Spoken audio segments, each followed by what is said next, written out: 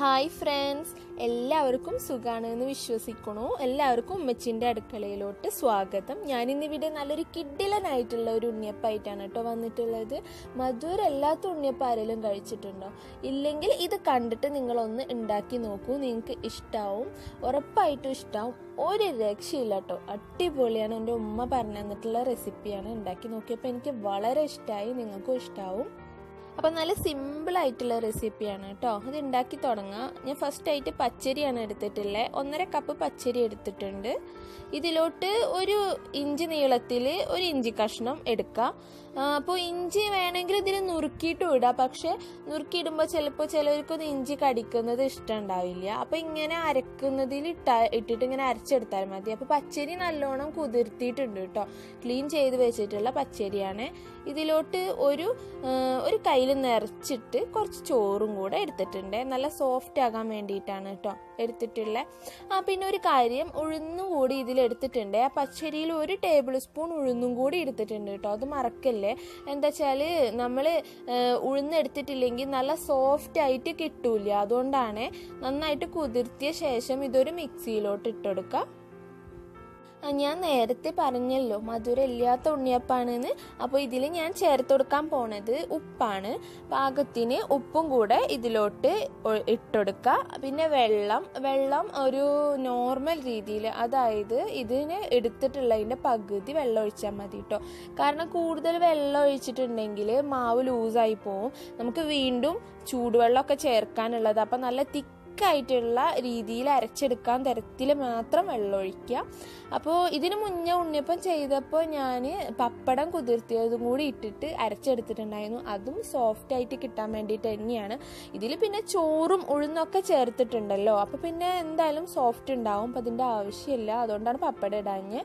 പിന്നെ ഇതിലോട്ട് 1 വലിയ ഉള്ളി ചെറുതായിട്ട് മുറിച്ചതും അതുപോലെ 2 തണ്ട് വേപ്പിൻ്റെ ഇലയും കൂടെ നന്നായിട്ട് ചെറുതായിട്ട് മുറിച്ചിട്ട് ഇടുക. പിന്നെ ഇതിലോട്ട് ഇട്ടെടുക്കേണ്ട പച്ചമുളകാണ്. അപ്പോൾ ഞാനൊരു അത്യാവശ്യം ഒരു എരിവിന് വേണ്ടിയിട്ട് പച്ചമുളക് 2 എണ്ണമാണ് എടുത്തിട്ടുള്ളത് കേട്ടോ. ഇതും കൂടി ഇതിലോട്ട് അരിഞ്ഞിട്ട് ചേർത്ത് കൊടുക്കാം. ഇത് ഒരിക്കലും ഇപ്പം ഈ ചേർത്തിട്ടുള്ള ഉള്ളി, വേപ്പിൻ്റെ ഇല, പച്ചമുളക്, തേങ്ങ ഇവയൊന്നും സ്കിപ്പ് ചെയ്യരുത് കേട്ടോ. കാരണം ഇതെല്ലാം കൂടെ ഇട്ടാലാണ് നല്ല ടേസ്റ്റ് കിട്ടുക. ഇഞ്ചി മറക്കരുത്, ഇഞ്ചി എന്തായാലും ചേർത്തിരിക്കണം. നല്ല ഒരു മണം, ഒരു രക്ഷയില്ല, നല്ലൊരു സ്മെല്ലാണ് ഇത് കിട്ടുക. പൊരിച്ചെടുക്കുമ്പോൾ തന്നെ എന്താണെന്നറിയോ മണം. പിന്നെ ഇതിലോട്ട് ഇതെല്ലാം കൂടെ മിക്സ് ചെയ്തപ്പോൾ നല്ല തിക്കല്ലേ നമ്മുടെ മാവ്. അപ്പോൾ അതൊന്ന് ലൂസാക്കി എടുക്കാൻ വേണ്ടിയിട്ട് കുറച്ച് ചൂടുവെള്ളം നന്നായിട്ട് ചൂടാക്കിയിട്ട് കുറച്ച് വെള്ളം ഒഴിച്ചെടുത്തിട്ട് ഒന്നൊരു ഉണ്ണിയപ്പത്തിൻ്റെ മാവിൻ്റെ ആ ഒരു പരുവത്തിൽ ലൂസാക്കി എടുക്കുക. വളരെയധികം ലൂസാവരുത്, നിങ്ങൾക്ക് കാണാൻ പറ്റുന്നുണ്ടാവും. ഈ ഒരു തരത്തിൽ മാവ് ലൂസാക്കി എടുത്താൽ മതി കേട്ടോ. പിന്നെ ഇതിൽ വേറെ മുളക് പൊടി, മഞ്ഞൾപ്പൊടി അതൊന്നും ചേർക്കുന്നില്ല കേട്ടോ. ഇതൊന്ന് ഒരു 4 മണിക്കൂറാണ് ഞാൻ വെച്ചിട്ടുള്ളത്. 4 മണിക്കൂർ വെച്ച ശേഷം ഇതിലോട്ട് ഒരു നുള്ള് ബേക്കിംഗ് സോഡ, അതായത് ബേക്കിംഗ് സോഡ ഇല്ലെങ്കിൽ സാധാ അപ്പസോഡ, ഞാൻ അപ്പസോഡയാണ് ചേർത്തിട്ടുള്ളത് കേട്ടോ. ഇതിലോട്ട് അതേപോലെ തന്നെ നമ്മുടെ ചെറിയ ജീരകം അതൊരു 1/2 ടീസ്പൂണ് ചേർത്ത് കൊടുത്താൽ മതി. ഇതും കൂടെ ചേർക്കുമ്പോഴേക്കും നമ്മുടെ മാവിലെല്ലാം ചേർത്ത് മാവ് റെഡി ആയിട്ടുണ്ട് കേട്ടോ. ഇനി ഇതെല്ലാം ഫ്രൈ ചെയ്തെടുക്കണം ഉണ്ണിയപ്പ ചട്ടിയിലിട്ടിട്ട്. അല്ല, ഇനി നിങ്ങളുടെ മാവ് എങ്ങാനും ലൂസായി പോയി പിന്നീട് വെള്ളം ഒഴിക്കാൻ പറ്റിയില്ല എന്നുണ്ടെങ്കിൽ നിങ്ങൾ മാവ് ഒരു 4 മണിക്കൂർ എന്നുള്ളത് ഒരു 6 മണിക്കൂർ മുതൽ 7 മണിക്കൂർ വരെയൊക്കെ വെച്ചിട്ട് ഫ്രൈ ചെയ്തെടുക്കണം കേട്ടോ. എങ്കിലേ ഉള്ളൂ നല്ല സോഫ്റ്റ് ആയിട്ട് കിട്ടുള്ളൂ. ഞാനിത് 4 മണിക്കൂർ നല്ല ചൂടായിട്ടുള്ള അടുപ്പിൻ്റെ സൈഡിൽ വെച്ചിട്ടാണ് കേട്ടോ സെറ്റാക്കി എടുത്തിട്ടുള്ളത്. അതുകൊണ്ടാണ് ഞാൻ 4 മണിക്കൂർ വെച്ചത്.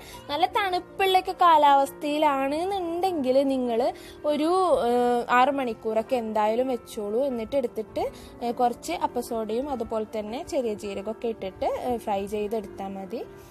അപ്പോൾ ഇതൊന്ന് ഫ്രൈ ചെയ്തെടുക്കുകയാണ്. ഒന്ന് ഒഴിച്ചെടുത്ത ശേഷം ജസ്റ്റ് ഒന്ന് മൂക്കുമ്പോൾ മറിച്ചിട്ടെടുക്കുക. ഇങ്ങനെ ഓരോ സൈഡും ഇങ്ങനെ മറിച്ചിട്ടെടുത്തിട്ട് ബ്രൗൺ കളർ ആകുന്നത് വരെ ഒന്ന് ഫ്രൈ ചെയ്തെടുക്കുക. അപ്പോൾ നിങ്ങൾക്ക് ഈ വീഡിയോ ഇഷ്ടമായിട്ടുണ്ടെങ്കിൽ ലൈക്ക് ചെയ്യുക, കമൻറ്റ് ചെയ്യുക, ഇഷ്ടപ്പെട്ടാൽ സബ്സ്ക്രൈബ് ചെയ്തോളൂ. Thank you.